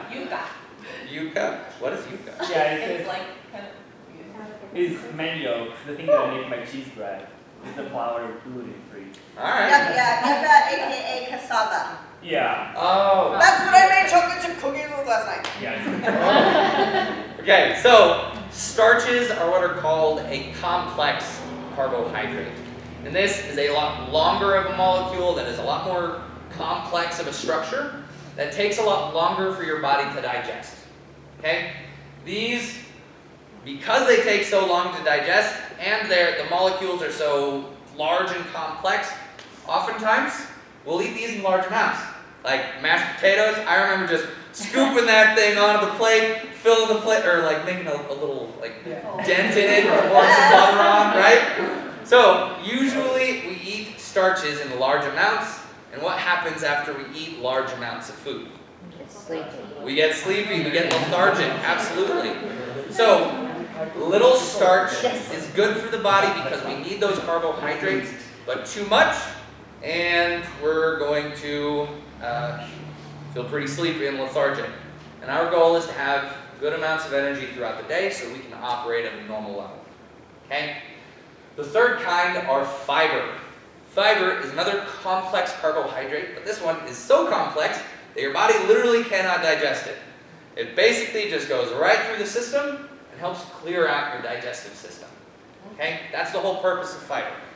And the good thing about this, fun little tidbit, 70% of your immune system rests in the gut. So, if you eat good amounts of fiber and you keep that good gut health, you're going to have a stronger immune system. Right? So, the more we take care of that gut, the more fiber we eat, the better we can feel. Okay? Any questions on these three types of carbohydrates?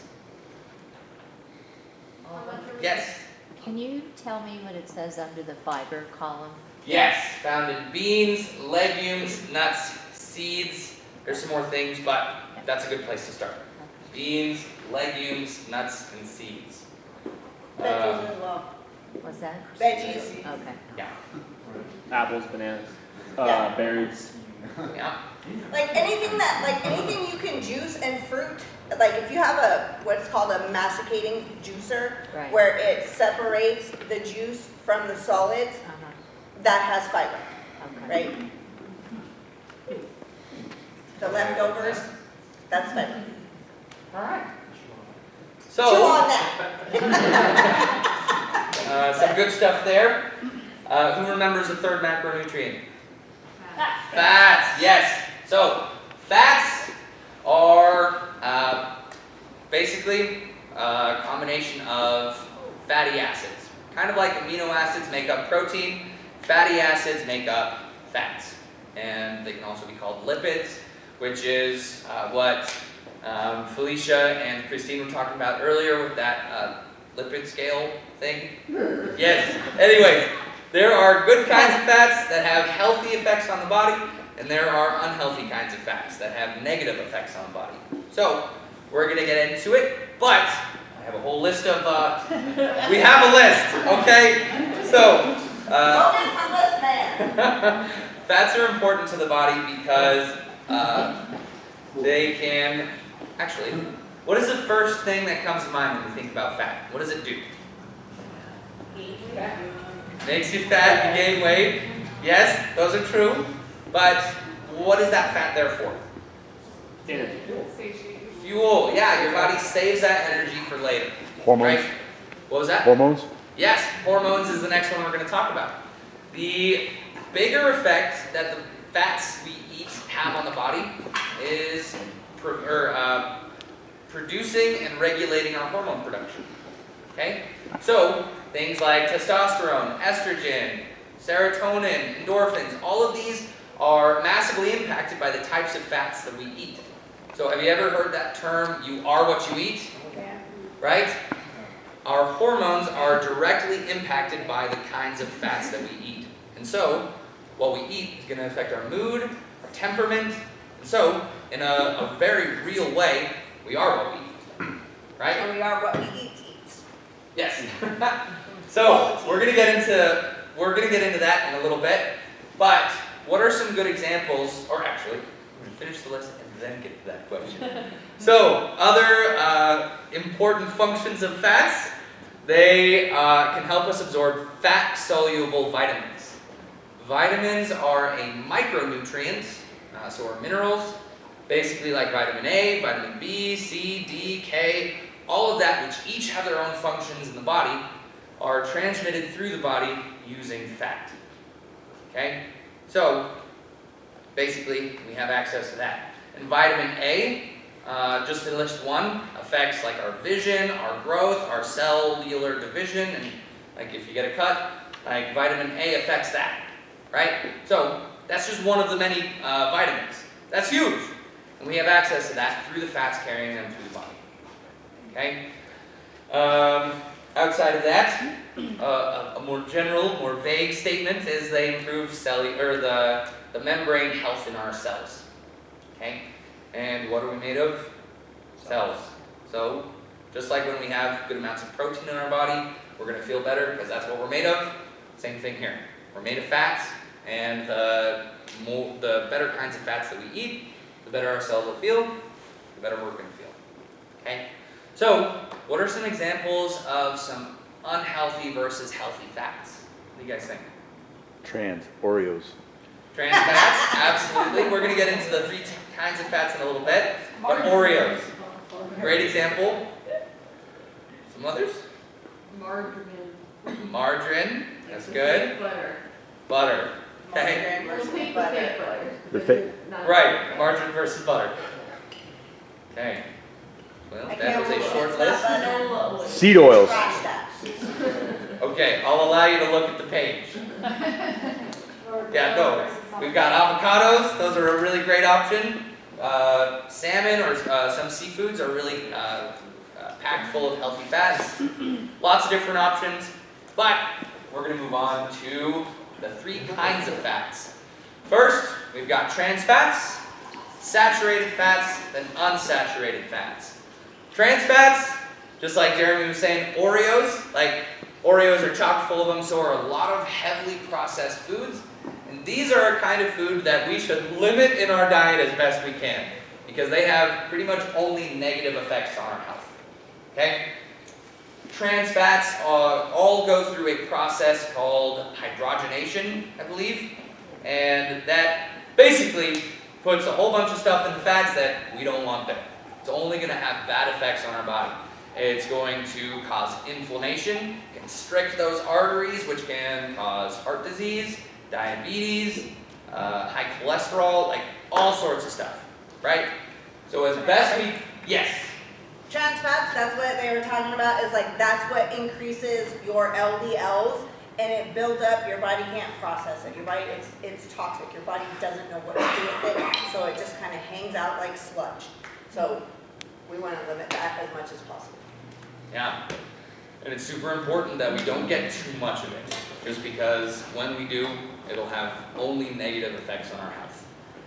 Those trans fats, though, when it says the body hangs on to it, is it something that stores in the body and it stays there for a long term? Well, it's Longer term? it's what they were talking about, like that picture on the end where it was like sludge and hanging out there. Yeah.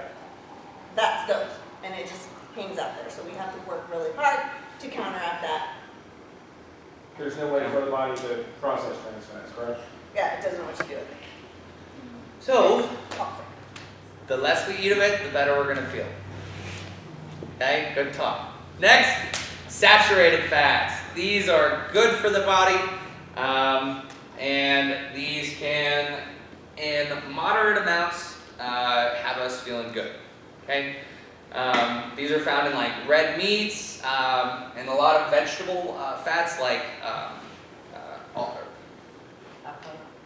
yes, or actually avocado is unsaturated fats. What was that? It's a fruit. Yeah. And it's a fruit, yeah. Yes. Okay, we're going to talk about animal fats for a sec. The reason I say in moderate amounts it's good for our health is because it really depends on where you get your meats. So saturated fats on red meat or like cow meat, say you get your cow meat from Walmart or, I don't know, that's where I do most of my grocery shopping. Sprouts. Sprouts, there's going to be a difference in where that place gets their meat than a place like Sprouts, where a lot of their stuff is organic. The reason being, a lot of the farmers or meat producers in the country will shoot up their animals with chemicals, and those chemicals will then fill their bodies up, or the animals' bodies up, so when they chop them up, we get trace amounts of those chemicals. And those trace amounts, if we're not careful about where we get a lot of our meat, can have some negative a negative impact on our body, just like the trans fats. So, the more naturally raised your meat is, the better. Okay? Because it's still healthy fats, it just depends on how many chemicals are in that meat. Okay? So, that brings us to unsaturated fats. Usually we like to think about like good, better, best kinds of foods. Trans fats are just bad, but these are better. Unsaturated is best. Okay? The reason being, these will lower your inflammation, still provide that good hormone boost, and take care of your body in all the ways it should, but lowering that inflammation, thus decreasing your risk of heart disease, lowering that LDL, or raising the HDL, and all sorts of stuff, right? So unsaturated fats are the best we can do. These are things like avocados, lots of seafood have good healthy fats, oils, yeah. Good way good way to determine whether it is saturated or unsaturated. Saturated fats are solid at room temperature. Unsaturated fats are in their natural state. So like coconut oil is essentially a saturated fat. Not necessarily bad for you, but that's just kind of a difference. So if you're wondering as you're shopping or looking at things like, what is this? Is it saturated or is it solid? Like, but it's solid at room temperature. That's a saturated fat. Coconut oil, solid at room temperature, saturated fat. Avocado oil, it's readily accessible. Olive oil, readily accessible. It's liquid at room temperature. Just so you have like. A quick question. Yeah. Recently, like very recently, I've been reading that the seed oils are not healthy like they used to be. Correct, because they are processed, the way they're processed, hydrogenated oils, the way it goes through, those are those things that's why what Felicia was talking about a little bit ago is like the fake cheeses, the fake this and all of that, they're not good for you in that way. Like people are trying to get away from meats, which is kind of not necessarily the healthiest thing because you're going into, the more they're processed, the less good it is for you. So the nuts and seeds would be good for you, but then when they're processed, the oils are not quite as good. Correct. Right. And you're thinking about like rapeseed oil, canola oil, stuff like that. Those are the ones that, it's coming out that it's really not better for you. Yeah. Any questions on fats before we move on?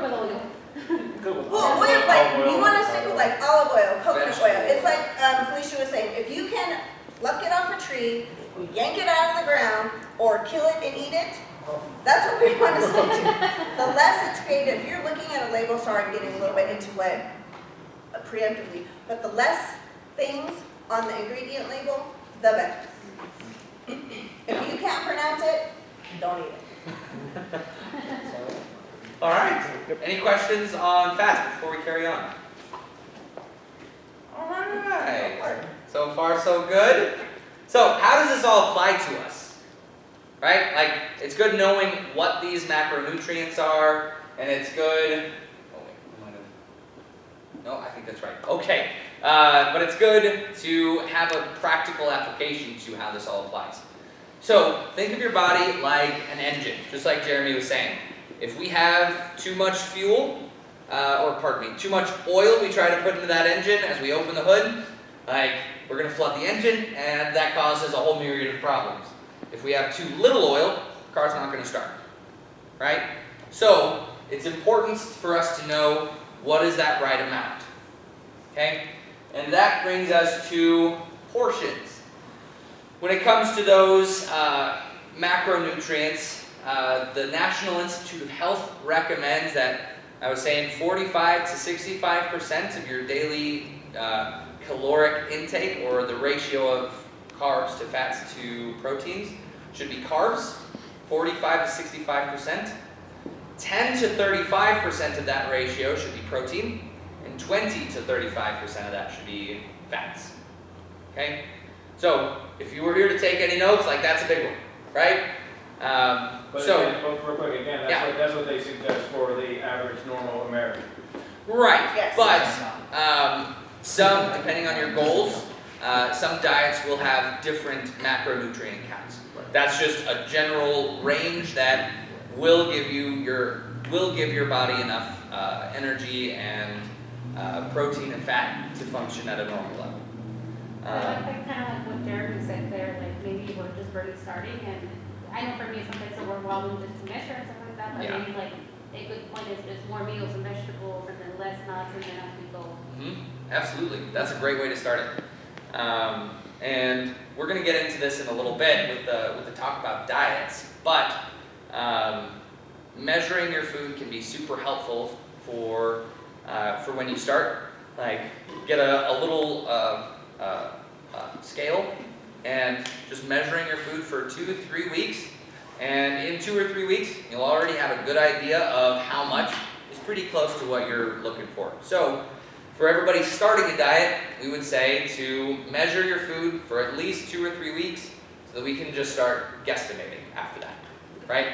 Because measuring everything you eat for the rest of your life, that's really tedious and very, very time consuming, right? So eventually, after measuring for long enough, we're going to develop the capacity to guesstimate pretty accurately. So the other thing we're going to talk about are calories. These carbohydrates provide calories for our body. Can anybody determine or define what is a calorie? Energy, yeah. Yeah, specifically, calories don't have to be used as a unit of measurement only for food, because it actually is the amount of energy it takes to raise a kilogram of water 1 degree Celsius. So, to be specific, that's it. But in terms of nutrition, it is the energy producing potential of the food you eat. And proteins, carbs, and fats will have different amounts of energy potential per gram. For example, carbs, there are 4 calories per gram of carbohydrates. Protein, about the same, 4 calories per gram of protein.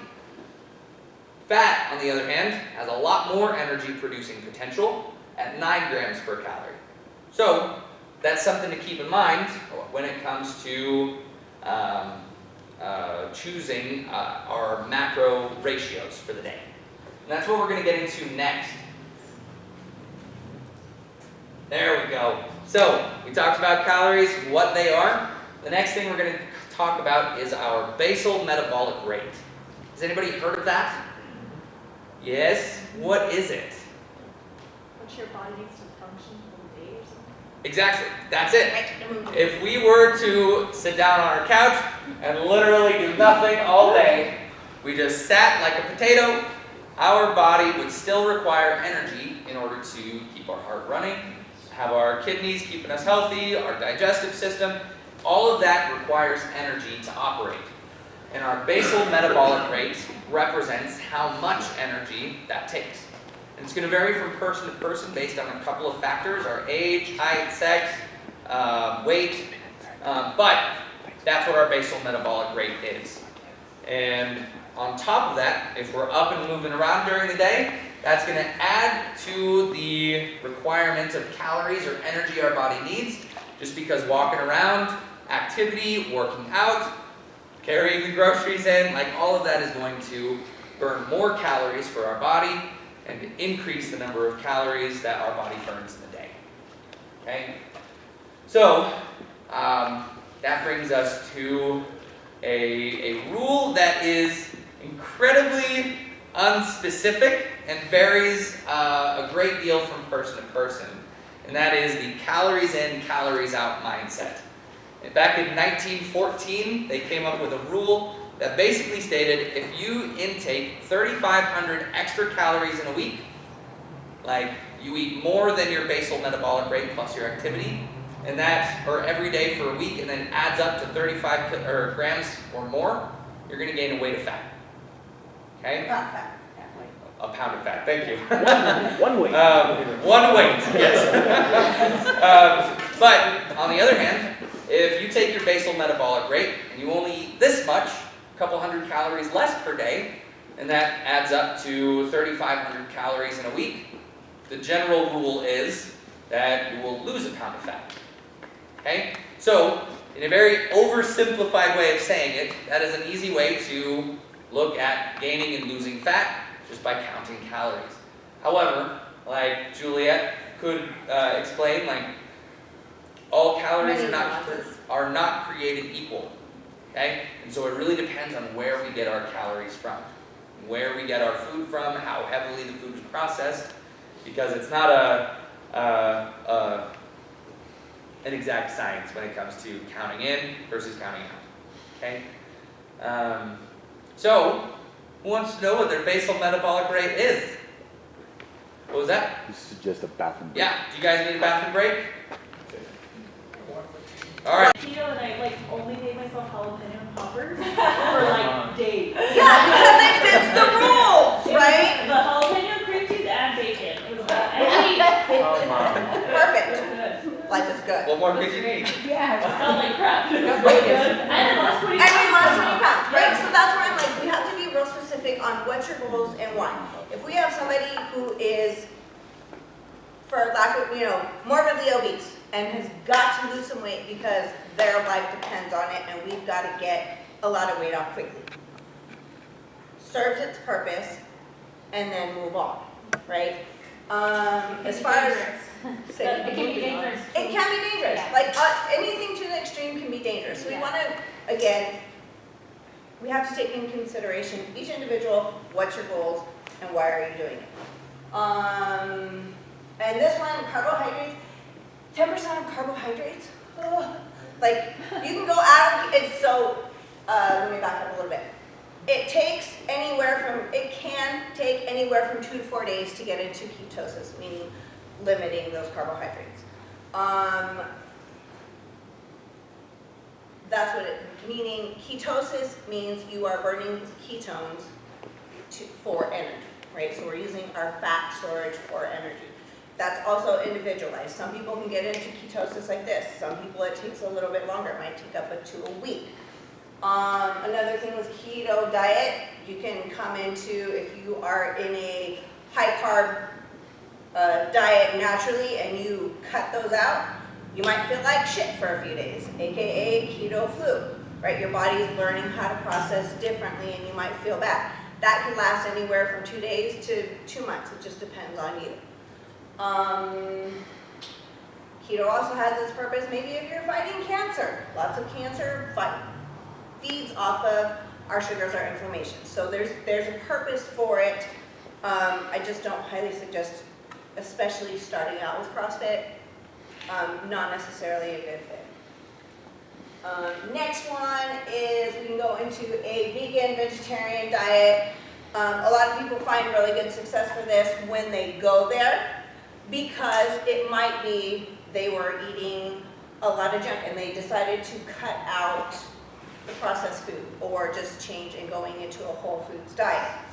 The main difference between vegan and vegetarian is vegan is more restrictive, and it's kind of more like a lifestyle, if you will, where anything related to animals is off limits. So they're not eating honey, they're not eating or using any animal products. That's a whole different situation, but where we can run into roadblocks with that is, going into that is with all of the vegan-friendly cheeses and such things like that. That's where we're getting into a lot of those seed oils that can create a whole nother slew of problems if we're not careful with what we're doing. And another problem with going vegan or vegetarian is those amino acids that our body needs to survive. A lot of vegetables or seeds will have some of those amino acids, but if you're not careful about getting a wide variety of protein, you can struggle to get those amino acids, and as a result, you may not be able to heal as well after a cut, or you might not have as much energy because you don't have enough protein in your body, or those essential or non-essential amino acids. And another roadblock in that is you have to eat a lot to get your needed caloric intake. So unless you really, fueling yourself well is a full-time job as it is. If you're sticking to just that, it could be, literally the volume of what you need to eat with that is tremendous. The good things of that is this is good, this is bad, this is perfect. Like, we have to take the individual into consideration. What's your goals? What's your medical history? What are you trying to do? Can I ask a quick question? Yes, Is please. it better to eat your carbohydrates in the morning? Does it matter? Should you stuff your face with your carbs at night? Does it matter? It does not really matter. If you are getting super specific, you just go over the basics of the blocks. Yeah. And then if y'all want details on that, we can do that afterwards, okay? Okay, so like Julie said, where I've been doing the zone diet, I started it back in October and I'm down close to 30 pounds. Ooh, So I can attest to it, it works. It just takes, like Juliette was saying, a little bit of crunching numbers. And this next slide is going to look intimidating, but I promise it's not too bad. Oh so, it right? So, the zone diet takes a number of factors into account. Basically, it comes down to your size. Okay, your basal metabolic rate, how many calories per day your body needs. It'll categorize you into a spot depending on if you're a large, athletic, well-muscled female, or a small male, or a large, hard gainer, right? These will all help you determine how much food per day you should be eating.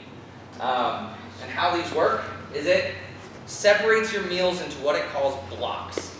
These blocks will have 7 grams of protein, 9 grams of carbs, and 1.5 grams of fat. So, let's say for example, I had for me, I wear a large size t-shirt. I have 5 blocks for breakfast, 5 blocks for lunch, 2 blocks for a snack between lunch and dinner, a 5-block dinner, and a 2-block snack after dinner. So, with that, 5 blocks of protein would be 35 grams, 5 blocks of carbohydrates would be 45 grams, and 5 blocks of fat is 7.5, right? So, it gives us some easy way to measure what we're eating. And practical application of this is this plate of food. I'm actually not sure what kind of protein this is. It looks like chicken, but I found it on Google and it works. So, let's say we've got a 4-block meal that we have to fuel ourselves with. We've got 4 blocks of protein here, 4 blocks of fat here, a block of mushrooms, and 3 blocks of asparagus. Okay? So that's kind of an easy way of applying it to yourself and your food, but that's generally how it works. So I was trying to add up the calories. So if it's 4 blocks of protein, So or actually grams, sorry. 4 blocks of protein is how many grams? 28 grams of protein. And then 9 would be 36 grams of carbohydrates. And 6 grams of fat.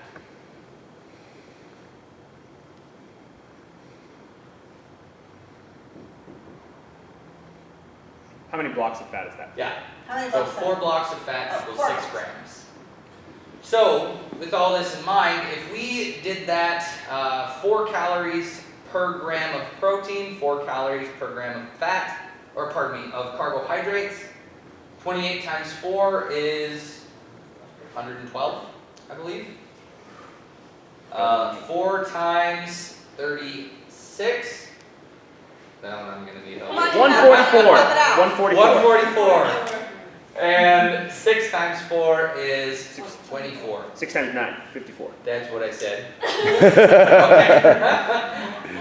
So, with that, when we combine all those numbers, we get this many calories in a 4-block meal. 310. So, 310. 310. Julie can't math. Do you see, this is why I don't do math. So if we had a,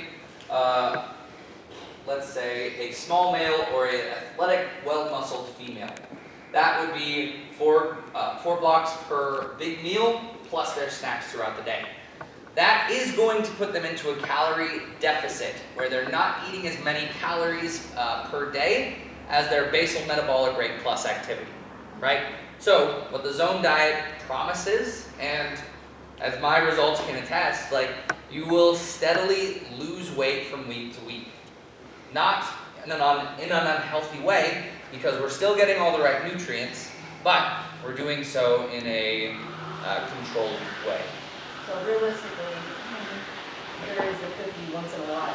Yes. Oh, absolutely. Absolutely. Yeah, How do you- definitely. How do you put that into? So, like, Is it we just keep start next day, like shaking our head at this, but like, if it fits the macros, right? Like, to some extent, we're going to need to be able to be flexible with ourselves, because eating in a diet, measuring our food, all of that is tedious and time-consuming, and we don't want to do it for the rest of our lives. It helps. It's always going to be a benefit, but what we should try to aim for is 80% of the time, we eat super well. We do our measurements, we stick to the blocks or whatever diet we choose, and the other 20% of the time, we don't have to worry too much. We should still stick vaguely to where we should be, but if we stick to that 80%, super good, 20%, a little flexible, we'll be good to go. What's the difference between, I mean, obviously there's a difference, but for the if it fits your macros situation? So that's kind of where we get into like what you were talking about with keto and you were eating jalapeno poppers. It's like, oh, well, you know, I ate this candy bar, but it's still in my macros Oh, or so whatever. it's So not- you're Yeah. not necessarily focusing on quality as opposed to just counting calories or macros, right?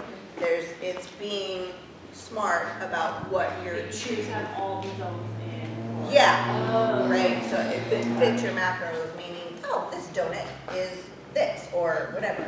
Like, we still want to be mindful of our, always focusing on quality over quantity. Yep. And so, like, this looks like a lot, but it's just a big example, or a big list of examples of blocks. For example, 1 ounce of chicken breast is about 7 grams of protein and is a block. So, with a 4-block meal, I would have 4 ounces or access to 4 ounces of chicken per meal, right? So, it looks like a lot, but Looks fun. you can find it like even bigger lists on Google. Like, it's a very good diet. That was back in the day. If you guys are interested, if you want to search Dr. Barry Sears, he's the one who did it, and it was all about balancing your insulin. Yeah? So anyways, Nice job. Nice I job. think that's it, right? Trent's gonna wrap it up with some stuff about how we. So, talk on supplements real quick. The name supplement suggests that it's a supplementation, not a replacement. Okay, this is some questions people ask. First things first, who can identify the bodybuilder that is pixelized there? Arnold. Yes, Arnold. Good job, David. All right, so we've talked about seed oils. Omega-3s are the healthy fats. So supplementing with omega-3s can help bring those ratios back to normal. Protein is something that's hard to get a lot in a day. So supplementing with protein, not replacing with protein, can be good. And then creatine. Creatine is one of the most researched supplements. It's safe. The body uses creatine. It's got a little bit of protective factors for the brain too. So those are 3 supplements that could be good to add. And gut. And what? And gut. And gut, yep. All right, where we go wrong. So where people, a lot of things we've talked about has been subjective or objective. This kind of gets subjective. I think people try to change too much too fast when it comes to their diet. So if I came into the gym today and said, okay, I do Fran, which is 21:59 of thrusters and pull-ups. Fran takes me, I try my hardest, I get it done in 9 minutes. I tell David, all right, I did it in 9 minutes today, tomorrow I'm going to come in and do it in 2. You look at me and go, well, that's stupid. Okay? I think too many people try to do that with their diet. They go from 0 control to, all right, screw it, it's the new year, I'm going to change everything. And then they wonder why they crash and burn. It's because that's not sustainable. We have to build long-term habits. So that's trying to change too much too fast. Not making an honest assessment. Most of you guys, when you came to this gym, you had a coach do an assessment of your feet, knees, hips, shoulders, back, okay? So that we know where you're at coming into the gym. We do that same thing with your nutrition.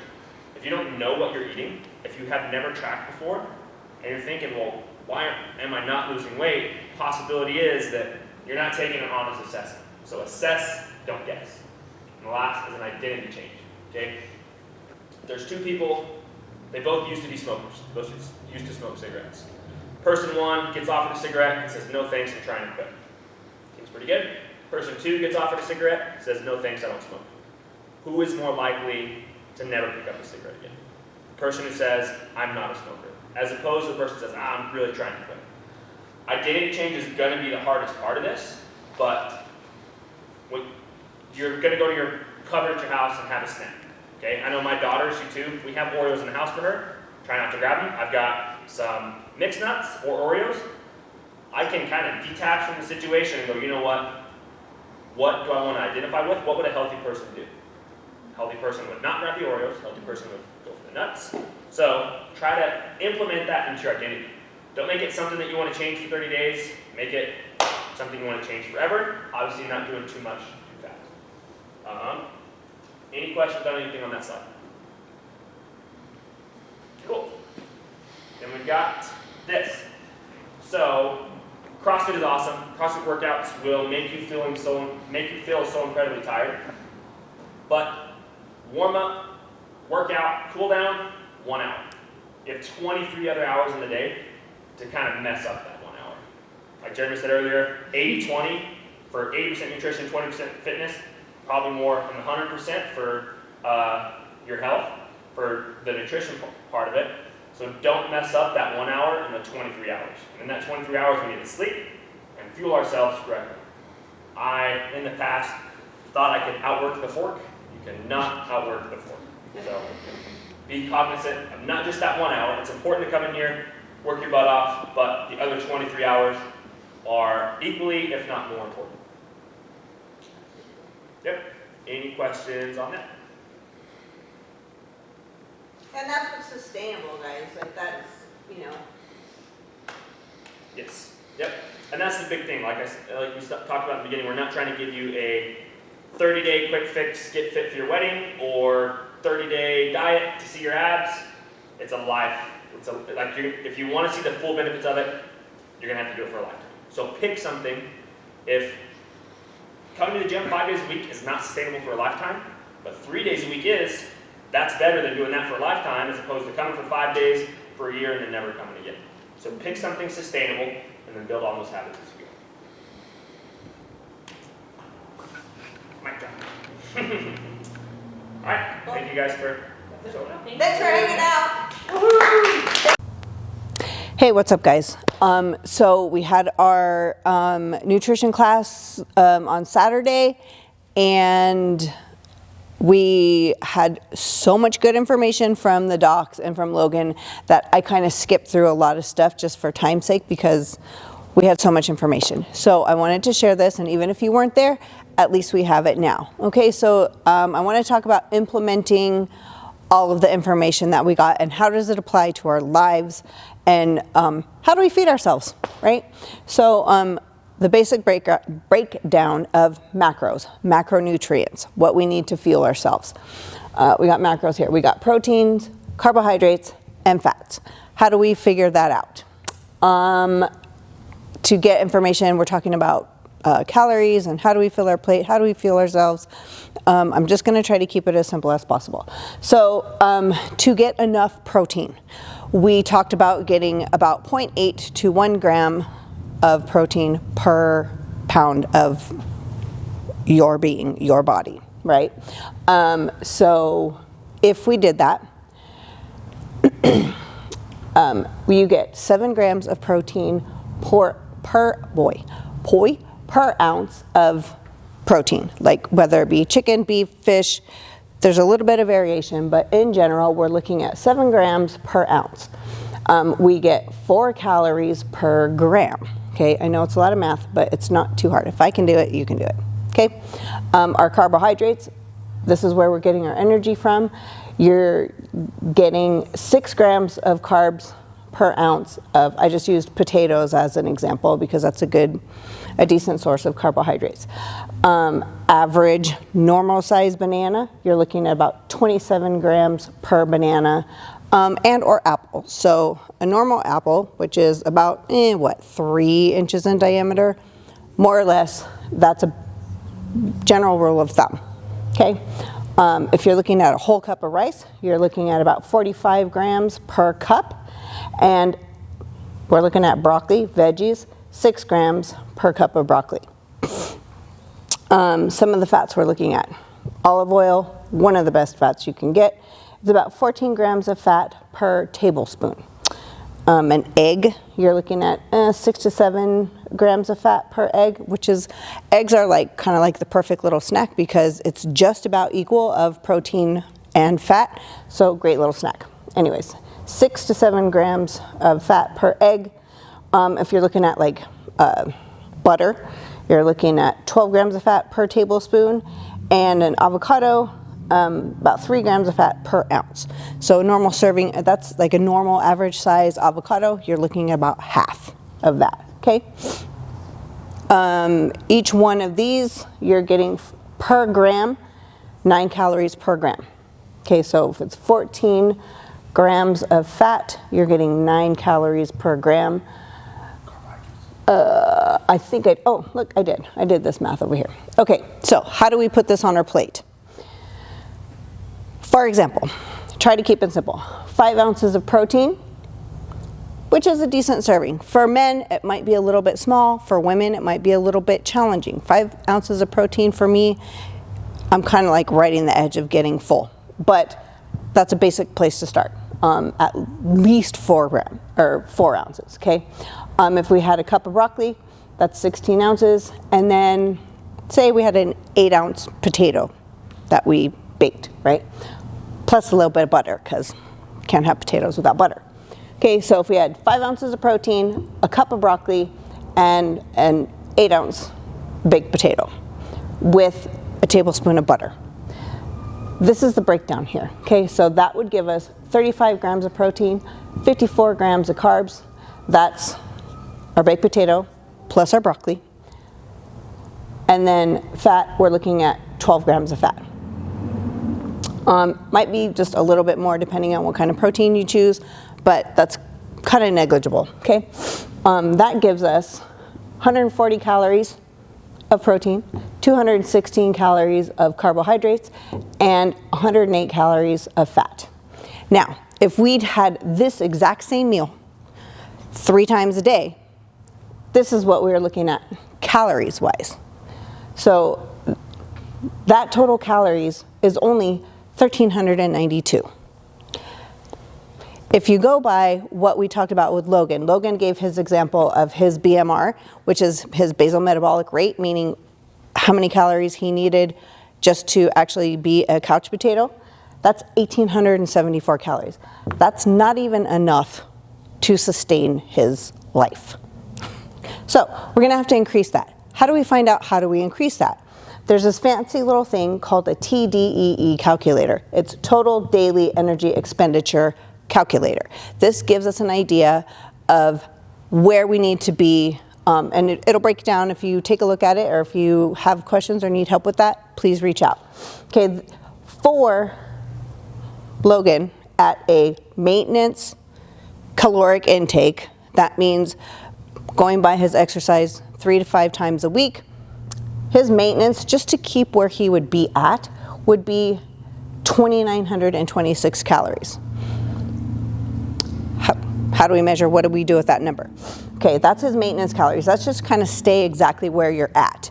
If you want weight loss, or fat loss, I should say, we're gonna decrease that amount of calories by about 10%. That would take him down to 2363.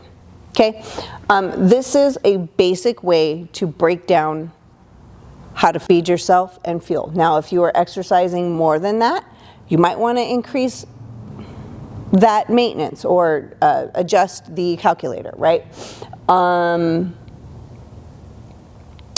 So we want to look at our age, our weight, our goals. Where are we at? How do you know where to start?